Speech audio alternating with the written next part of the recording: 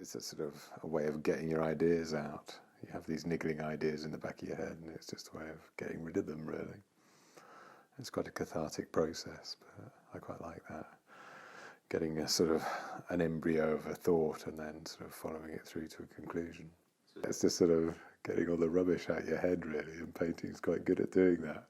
So it's a bit more an obsession than the... I think anyone that paints has got to be a little bit obsessive, because it's a real time waster, and basically you sort of put yourself in isolation in a room and watch paint dry, which is probably not the greatest way of spending time, but it's very rewarding. I get a buzz off it, which is nice.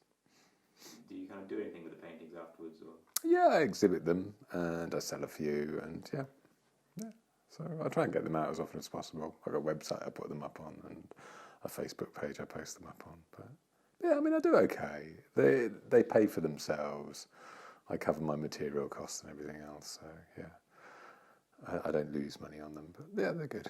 They're good. I mean, it's a recreation. It's more of a hobby. I couldn't make a living out of it, but I don't make a vast loss off it. There's loads of different processes. I see stuff, I watch stuff on TV, I hear stuff on the radio, I hear it in songs, and something will just hook on the back of your mind, and you sort of, it's a process of trying to work out why it's there and why you're interested with it. So you sort of draw it, and you think about it, and you paint it, and then you make more paintings, and eventually you sort of whittle it down into some sort of, I don't know, realisation, really. Painting then? It's just process, really. It's just working it through your head. You start off with little drawings, and then you make bigger drawings, and then you make colour drawings. And I do a lot of digital work as well, so I'll do stuff on Photoshop, and eventually you just adapt it, really, and things will look right and things won't look right, and you keep the things that look right and you get rid of the things that don't. And by a process of elimination, you end up with something in the end that you're happy with, or sometimes the idea just gets to a point where you just can't do it anymore, and then you stop, and then something else will come along. So would you say you finish more paintings than you get rid of? Or? Yeah, I don't know, really. I mean, it's always a tricky one. To say you finish a painting is always a hard thing, because there's always stuff you could do. I think you just get to a point where you don't want to do any more to it.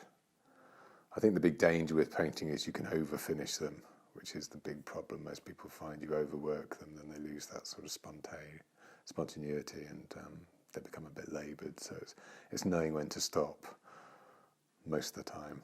But saying that, I mean, you kill loads of them. Out of all the paintings I start, I'll probably, I don't know, 50% you'll keep, the rest don't work. And yeah, it's that sort of, yeah, there is a natural wastage, but that's a good thing. Because like all ideas, some are good and some are bad, and it's just finding out which ones are the ones that work. Do you ever kind of go back to old ideas? Or? Yeah, all the time, yeah. I mean, I've got recurring themes I've been working on for the last 30 years, which just keep popping up in different guises each time, but it's amazing the number of times you'll paint a picture and you think, I've painted this before, and it's true, just because, yeah, everyone has certain interests which stay with you for life, I think. You look at all the great artists and they were in similar positions. They have the sort of narratives that thread throughout their whole lifetime, and yeah, I think that's it. I think you're born with ideas and you keep them, really. Yeah, I mean, you discover new materials and you discover ways of working, and also, I don't know, I think you become more confident in what you do, so you become less obsessive about things and looser as you get older.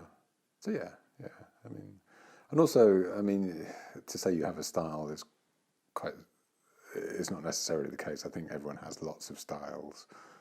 When you see artists represented in books, they tend to show one theme throughout, but if you actually look at their output, they're normally doing vastly different stuff all the time. It just gets divided into certain groups afterwards. So it's nice to try things from different angles. So you can do abstract stuff and figurative stuff at the same time, or black and white and colour stuff. It doesn't really matter. You might group it all together in the end as one unit, but yeah, you come at it from lots of different angles. So, yeah. So do you see yourself continuing painting? Yeah, I mean, I've been doing it this long. It'd be hard to stop, really. It's part of what makes me, really. Yeah, I mean, it does become. I mean, it's a thought process, really. It's just a way of thinking about things.